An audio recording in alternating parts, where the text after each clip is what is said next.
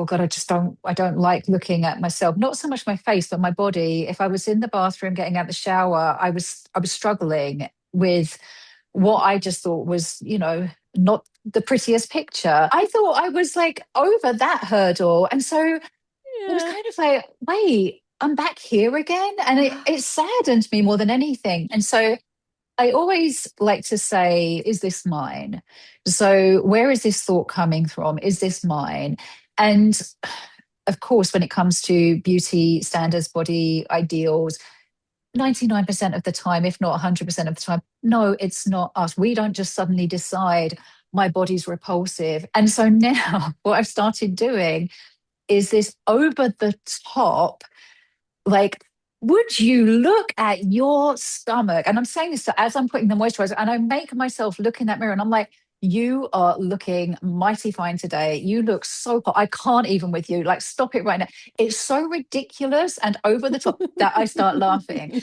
And so it diffuses the moment. How ridiculous that you are in this mostly able body, in this mostly beautiful life, and you're going to let them, like these thieves of joy out there, you're going to let them decide your joy, your happiness. Like, you're going to let them take that from you. What happens when a woman realizes that the only currency that she's ever been taught that matters is beauty? And what happens then when that currency starts to fade? It happens to all of us.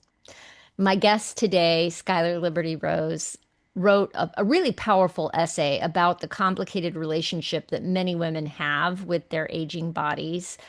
It's that self criticism, the pressure to stay attractive, and the strange moment when you realize that you might be becoming invisible in a culture that has always valued women for how they look. So, today we're going to be talking about beauty standards, aging, and what it takes to step out of that trap and reconnect with your innate sense of worth. Is that even possible? Oh my gosh. Skylar, I am so eager for this conversation. Thank you so much for being with me today. Oh, Yvonne, it is such a joy to join you for this conversation. So thank you very much for having me. Absolutely. I will say, in preparing for our discussion today, I went to your website and I was stopped cold by the tagline that you kind of have right on top up there, which is midlife is a reckoning. It's also an invitation. Mm. That really stopped me in my tracks. And I just wanted to ask you right off the bat, like, what does that mean to you? I think many of us in midlife will identify with it feeling quite often like we're on a roller coaster. Everything is shifting, the landscape is changing, things that we once knew and we were absolutely certain of suddenly kind of being called into question. And so that's the reckoning part. It's the, whoa, all of this is happening. And within that, within the chaos, the questions, the uncertainty, I think it's an incredible opportunity. It's an invitation to pause, to reflect, to consider, reconsider. And for some women, this is the first time that they're even having the awareness that they might get to decide what comes next. Because, as kids, our lives are determined by our parents or whoever our caregivers are.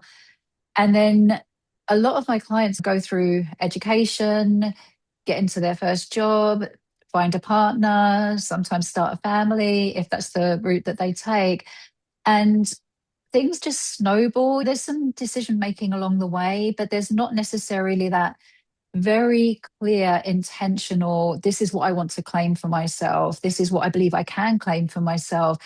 And so, again, I think that in the chaos, and there's plenty of it, that we find ourselves in these middle years, if we look for it, there is an invitation. And what we do with that invitation can really be the catalyst for everything that comes next. So I think it's a very potent and exciting time as much as a tumultuous time. Yeah, yeah.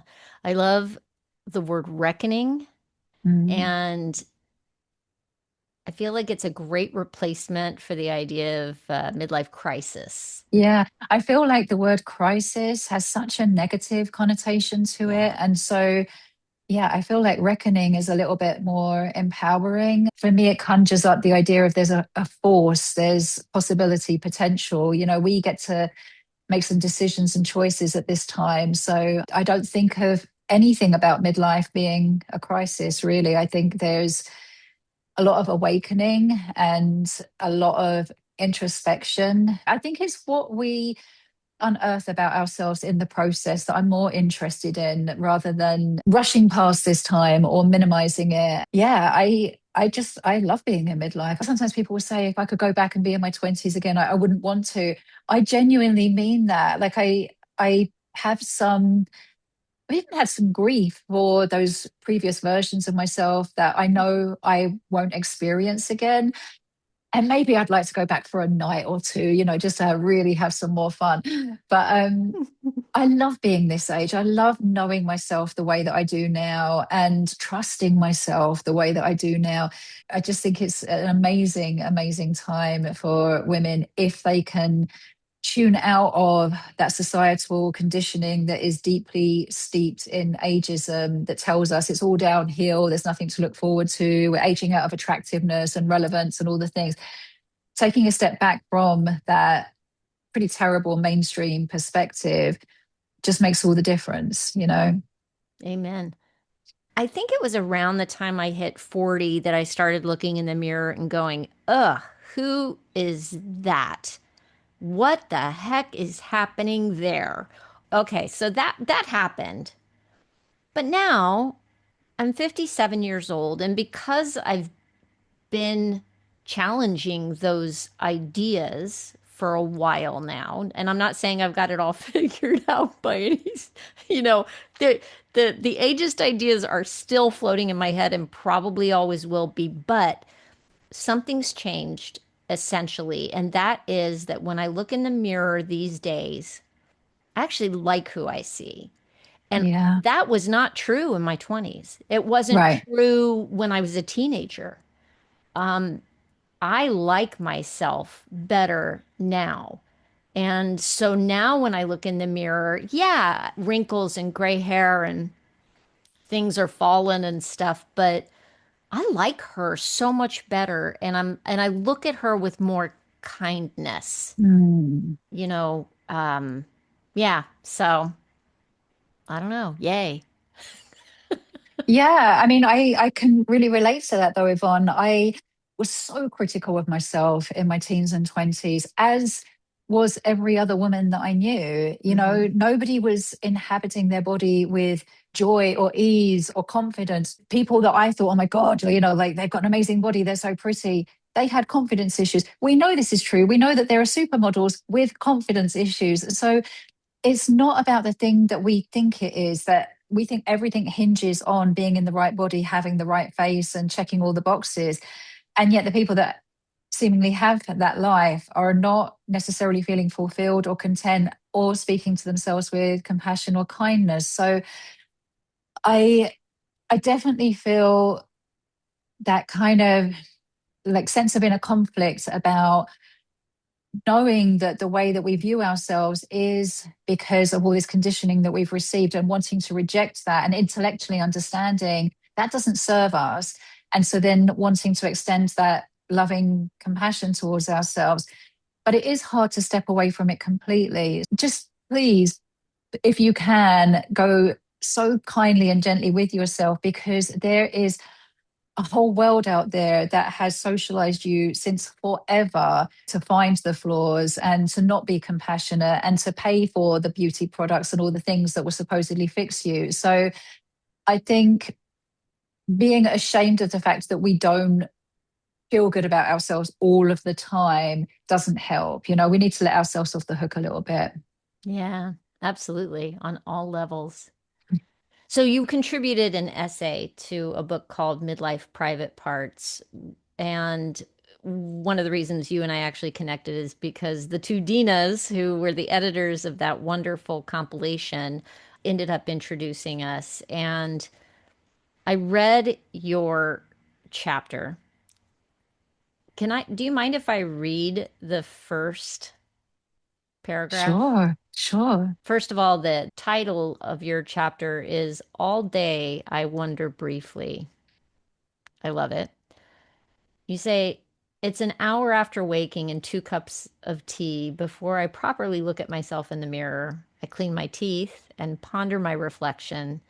The light in the bathroom is soft, but not soft enough to disguise the skin under my chin, which is slack and sagging. It occurs to me that I have jowls now. Yeah. And I've got this, I used to have to paint these on when I was doing theater. If you played an older character, these labial folds, and now it's like, oh, hi. Um, I think any woman just hearing that first bit knows exactly what that feels like when you get Yeah. to a certain age. I have 2 questions. They approached you to contribute to the book. Did writing it shift anything for you about how you think about your body or aging, or was it more of a continuation of a thought process that you've already been through? Oh, I love that question. I think it was a continuation.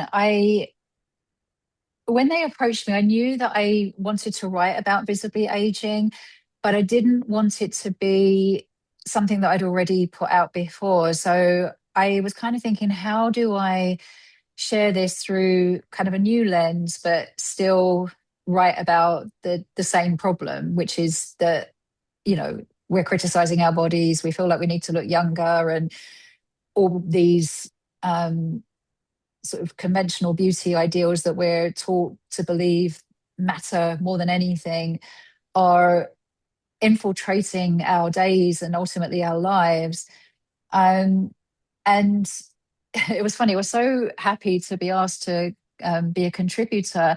And then, of course, I'm like, oh my God, now I've got to write the thing. And, it's like Right. the pressure.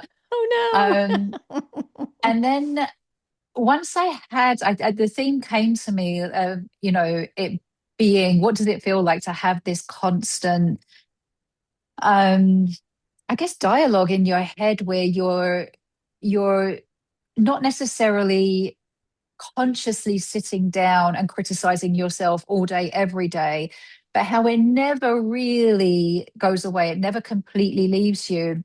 I feel like that is something that is just constantly like a cloud around us. And so I think as I wrote it, it was actually very cathartic to write. It was healing to write because I I felt like I had really acknowledged what it's like to live with that pressure and also get across, hopefully, the point that I reject that culture. I don't want it to be a part of my life. And it is. So, again, that space, so both and. And I hoped that anyone reading it would feel a sense of solidarity, feel a sense of validation, and maybe in their own way begin to question some of the beauty ideals that they've absorbed and how they speak to themselves throughout the day. Because one of my biggest desires with the work I do is that I want women to reclaim our time, our energy, our joy, because everything to do with anti aging culture is a distraction. And while we're busy making sure that we don't look older and we don't look bigger and that we play nice and appease and please the male gaze and I guess society at large, we're not investing our time, energy, money into our purpose, our passion, what makes us come alive, what would we like to seek out in this world. And because there's always a new cream to buy, there's always a new serum that's going to do something, it's very convenient because we don't actually reach a point where we kind of are like, I'm good now. Everything's great. I feel so good because the nature of the culture is that there's always something to fix, always something to improve. And so I would love for us to again, acknowledge that it's hard to step away from it completely. Until recently, we were just talking about this before the call, have colored my hair for many years. I wear makeup. I like to dress a certain way. So it's not as though I've completely stepped away from all the ways that I've been conditioned to present myself as a woman, but I do question them now. And one of the things that I sit with is, am I doing this from a place of shame? Am I doing this because it brings me joy? Do I feel a sense of joy or something light when I'm doing my hair or my makeup? Or do I feel a sense of shame? And if I feel that shame is steering that action or that choice, then I really want to get curious about that. And I want to add shame on top of my shame, but I want to have a gentle, curious conversation with myself about how maybe I might choose a different response or action. So yeah, I always say I like to challenge the culture, not criticize the individual, because I know there are women out there who want to go and get Botox. They're having cosmetic treatments or tweakments, and I really don't love that. I'm not going to lie. And I understand the pressure that women are under to present themselves a certain way. And I think that shame is never a good tool for us to make any kind of progress. So curiosity, on the other hand, is much kinder. It feels to me expansive. There's space for exploration. And so that's the lens that I most often try to look through, not just going after individuals and, Yeah. trying to label their actions as bad in any way. Right, because really the struggle is real. Like, especially if you've got women in particular industries that are youth obsessed industries, it is their livelihood that's on the line. You know, women in the entertainment industry, the pressure there to remain young looking Yep. is outrageous, Yeah. and it's unfortunate. If you have a moment when you're looking in the mirror and and let's say you notice that it's coming, whatever you're doing to change your appearance in that moment is coming from shame. Like, how does it help you in that moment to get curious? Like, what would that change for you right then and there? Is there something you can point to? Yeah, so I've had it recently actually, which is interesting because I've been doing this work for a while, and so I, I guess I thought a lot of it was behind me. I felt I've had the odd moment, or less frequent moments, I should say, where I've looked in the mirror and then been like, oh, you know, don't quite love that. Like, or just noticing my skin being very crepe-like in like most of my body, especially because I had weight loss a few years ago. And so, weight loss in your like late 40s, it would have been, isn't the same as in your 20s, I guess, where, there's a lot more elasticity to everything. This time I was like, oh gosh, I can really notice that. Um, so I do sometimes still have those moments, but then recently I started feeling just this like, oh God, I don't like looking at myself. Not so much my face, but my body. If I was in the bathroom getting out the shower, I was struggling with what I just thought was, not the prettiest picture. And it kind of caught me I off often guard because find I was myself like, saying, sorry, I'm going to interrupt you, but I often find myself saying, nobody wants to see that. well, the thing is, Right? I thought I was like over that hurdle. And so it was Yeah. kind of like, wait, I'm back here again. And it saddened me more than anything. But Yeah. so I actually wrote about it recently because I decided, and the curiosity part was, okay, why is this happening? Because I don't want this isn't going to be what's going to happen going forward. And I was kind of saying this to myself because it was happening over a period of weeks. And I was like, oh, this wasn't just a day where I felt a bit off kilter. This is, a thing that I'm going through right now. And so I always like to say, is this mine? So, where is this thought coming from? Is this mine? And of course, when it comes to beauty standards, body ideals, 99% of the time, if not 100% of the time, no, it's not us. We don't just suddenly decide my body's repulsive. It's because we are having all this messaging that's reinforced to us over and over again. And a lot of it, we're not consciously recognizing, like, oh, this is messaging that I'm receiving, because it's everywhere all the time. So it's just a norm. It's just, noise in the background that we just become so Exactly. accustomed to. Yeah. So I like to say, is this mine? Because that gives me some agency and it interrupts the moment and it interrupts that thought process. And then I started doing this thing where I was like, you know what? No, I'm not doing this. I'm not going back. I'll just share briefly. I had a history of disordered eating. And sometimes when somebody who has recovered from bulimia, when I have those thoughts that, like, well, you could just handle this, you did eat a lot there, you could just handle this. The thing that I say to myself is, we don't do that anymore. I don't know why it's we and not I, but that's what I say. That's just what comes up. It's like, we don't do that anymore. So I've started doing that when it came to this recent body kind of, like, I don't know, wobble that I was having.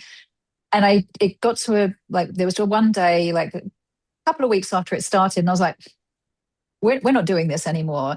And so now what I've started doing is this over the top, like, would you look at your stomach? And I'm saying this as I'm putting the moisturizer, and I make myself look in that mirror and I'm like, you are looking mighty fine today. You look so hot. I can't even with you. Like, stop it right now. It's so ridiculous and over the top that I start laughing.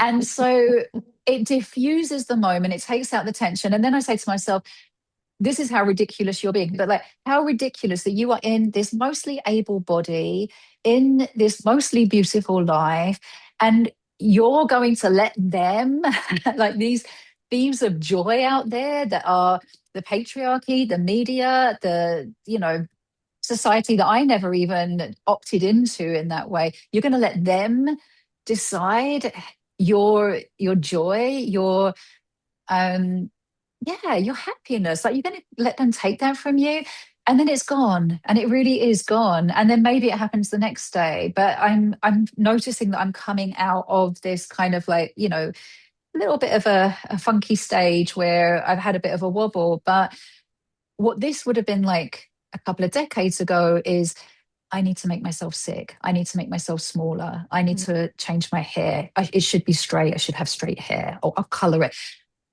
No, I don't have time or interest in going through that again. So, yeah, I think that was a long-winded reply, but I hope that gave you the answer of how I kind of It's catch myself in the moment. it's a really hard thing to wrap your head around, your own, like, how to change thoughts, right?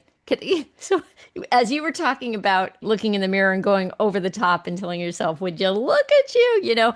It made me think, I don't think I've ever told anybody that I do this sometimes, but in the mornings, as part of my morning routine, every now and again, I have some mantras, and I have to believe my mantras, but I do have one that's fun and it makes me laugh.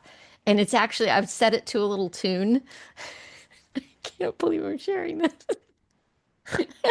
I kind of, I, I kind of do a little dance in my living room, an hour before anybody else is up, and I sing, "I'm a super happy, sexy, groovy love thing. I'm a super happy, sexy, groovy love thing. I'm a super I happy, love sexy, groovy that. love thing." And I just go on and on for a while, and Yes. it Yes, Yvonne. Yes, I love it. I don't know where that came from, but it makes me laugh, as you said. It's Right. ridiculous, so yeah. Oh God, there it is. I It's all love coming it. And I back. love that you shared that. And when I shared on my Substack about these mirror monologues that I've started doing, other women started chiming in the comments saying, I'm going to start doing this as well. And so now people listening to this episode, I hope that they're going to start doing your version of that in the morning. And this is the thing, like, this is how I think we really support each other, in midlife and other stages, of course, but by sharing these stories that we're like, oh God, like, I know I'm cringing, because I was So cringing as I was cringe, writing so that. cringe. But I don't think people receive it that way. I think people are like, I want some of that, because, like, seeing you, the joy on your face, and seeing you, like, laugh and smile as you're recounting the story. I mean, that's just Oh, like, you can't bottle that and sell it, can you? So all of these, anti-aging this and I don't know, like supplement that. It's like, okay, but there are other ways to find contentment in our own bodies. And, a lot of it isn't about buying things. It's really believing in ourselves in a way. And again, humor. If you can use humor as an entry point, then I think that's amazing. yeah, yeah, that's huge. It is definitely important for me.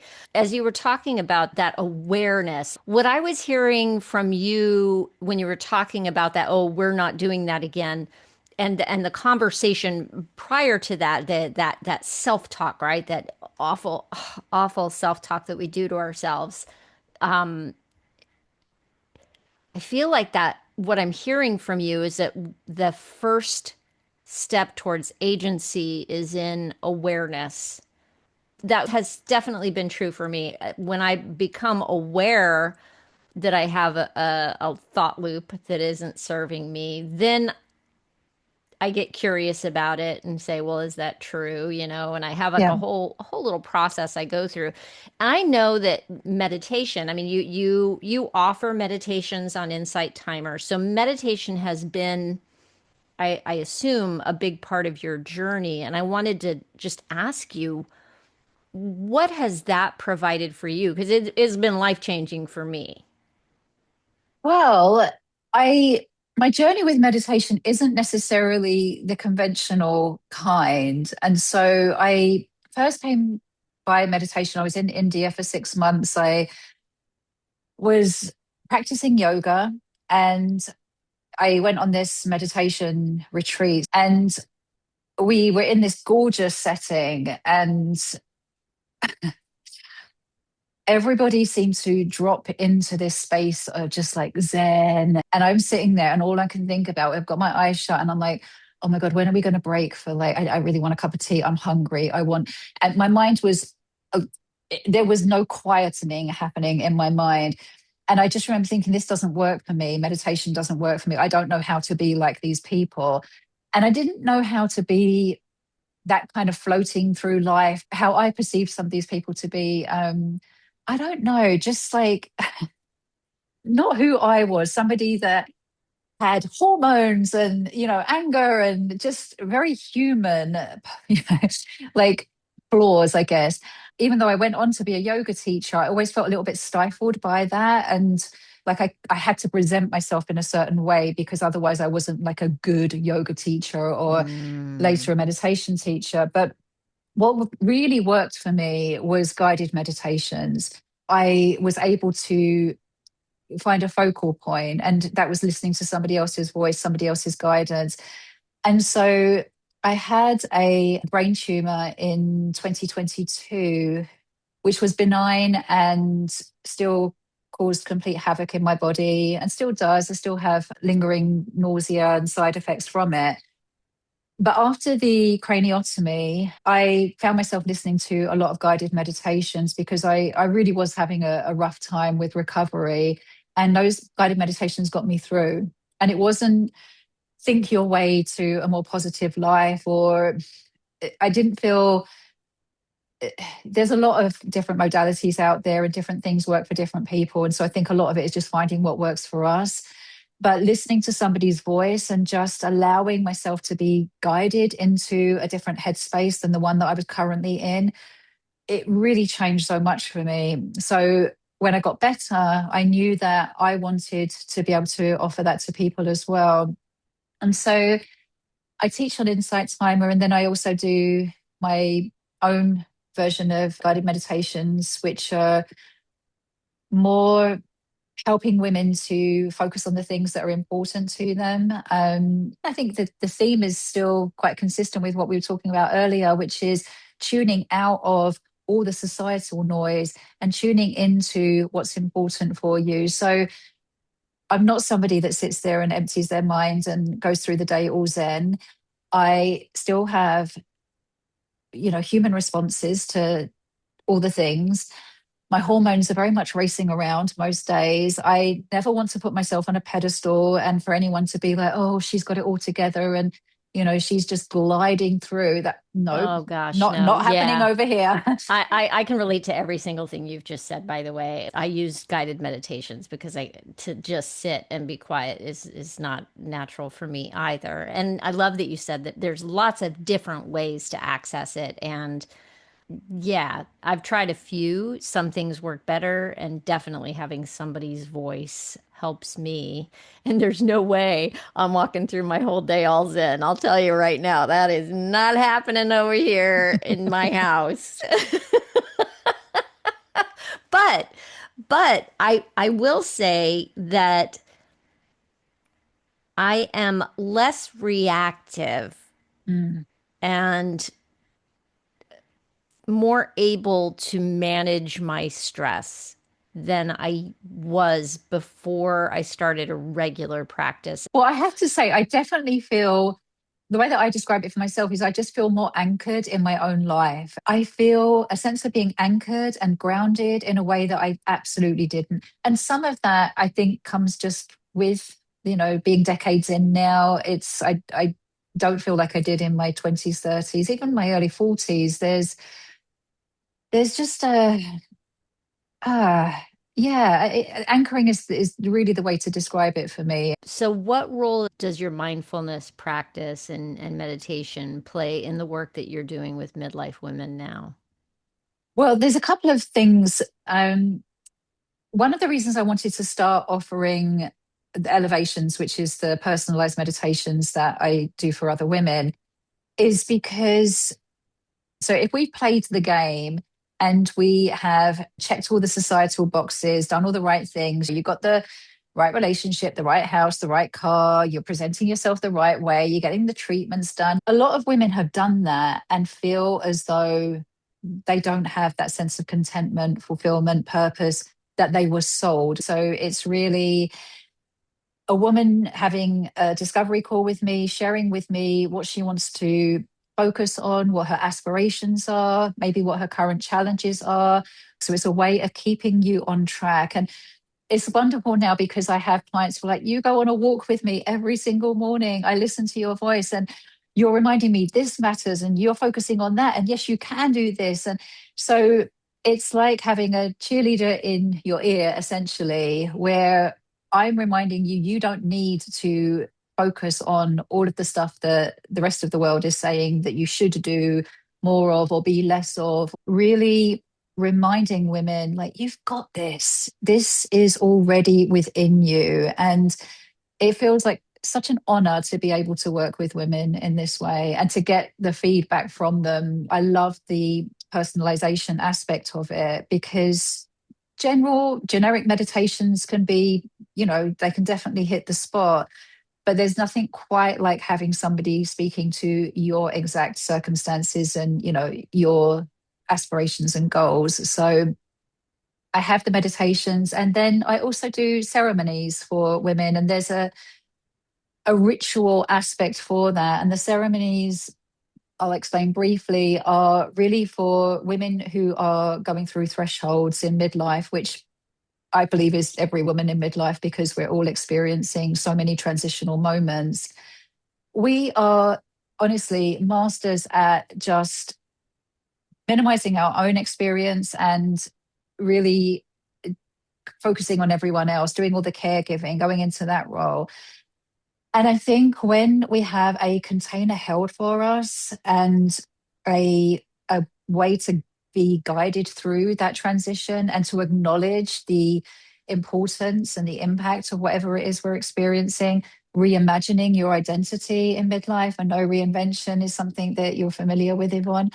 All of this, it deserves our recognition, and like guiding women through that ritual aspect of that, connecting to more ancient practices for today's midlife modern woman, I think is really key to helping us feel rooted in the ways that we want to. I was thinking about your ceremony offerings and how our culture tends to mark the early chapters of our life, we've got all kinds of ceremonies with births and graduations and weddings if you get married, or baby showers if you have babies, and midlife is kind of like this ignored time. It's like nobody even recognizes that there are transitions. The rituals they just disappeared unless it's, the you're turning 50 and you get the over the hill party. That's a Right. what a horrible ritual is that? Or a retirement party, which is like a transition into what? Right. What does that mean? Like, what are you Yeah. becoming? It's like, Yes. okay, now I'm no longer that. Yay. But there's no marking of what you're stepping into next. Exactly. And so I've done ceremonies that have been, very much like joy and celebration filled, and others that have been more reflective and maybe somber, even. And there's Mhm. no right or wrong. There can often be a mix of both. It's, acknowledgement of what's brought you to this point, and sometimes reflecting on what's past, and yeah, honoring that and the experiences that got you to the threshold. And then who am I going to be as I move through this? Like, what am I claiming for myself? And I think it's incredibly empowering and can be so transformative to make those choices. So I could talk to you all day, but I think one of the last questions that I want to ask you is I wonder what it is that you think aging has given you that your younger self just simply couldn't have received as a gift or comprehended. Definitely not feeling as though I have to fit in. I Mm. was so fixated on fitting in when I was younger. I wanted to be just like everyone else. I didn't want to stand out at all. And I mean, I did just for my hair, I was desperate to have straight, shiny hair, thin hair as well. I just wanted to look like the other girls. I didn't feel pretty enough. I didn't feel anything enough, really. It was just such a, a lonely time, I think. And now I love my hair. I love being sensitive. I love knowing and understanding that I'm neurodivergent, and all the things that I felt othered by.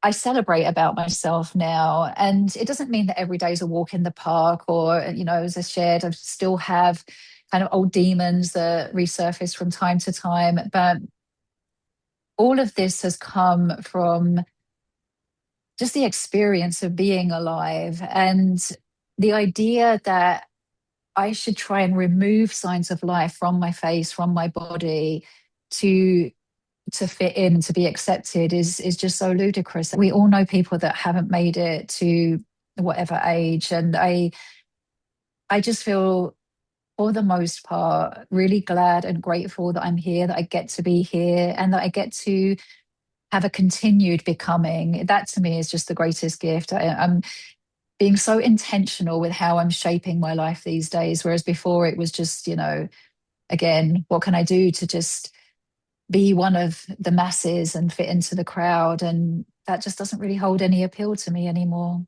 Yeah, I can so relate to that. I think anybody could probably. I think of it as these days I'm embracing my weird. I have always been a little quirky, or maybe a lot quirky. And these days I'm like, you know what? Yeah, I am quirky. Take Yeah. it or leave it, baby, because that's what's here. Is there anything that you wish that younger women understood about getting older? I'm just laughing because I'm imagining me as the younger woman that was listening to anyone that wasn't, the same age. It's just, when people say, what would you have told your younger self? I'm like, she wasn't listening to anyone. So, So true. So true. but I guess I want them to know that aging isn't something to fear. And I think one of the ways that we can hopefully convey that message is through intergenerational relationships. I think we have so much to learn from people at every age. But yeah, it kills me that young girls are going buying anti-aging products and that they have already been, caught up in this idea that they need to look young. I mean, they're not, oh my God, they're not even in their teens. The 11-year-olds are buying anti-aging products, and It's crazy.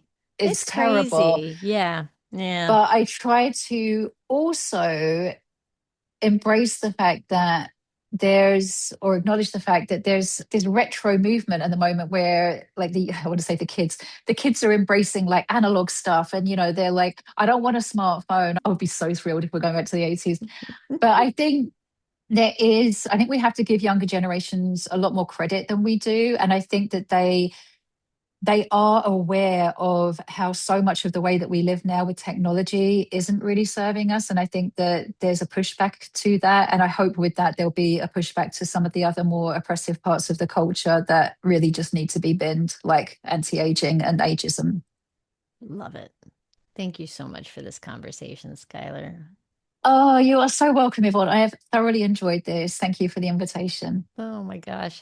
I really love the idea that midlife can be both a reckoning and an invitation. So thank you for that. And for you watching or listening, before you move on with your day, I have a little challenge for you. I want you to notice, just notice the next time that you catch yourself criticizing your appearance and just pause for a moment and ask yourself, what would Skylar do? Ask yourself where that voice came from.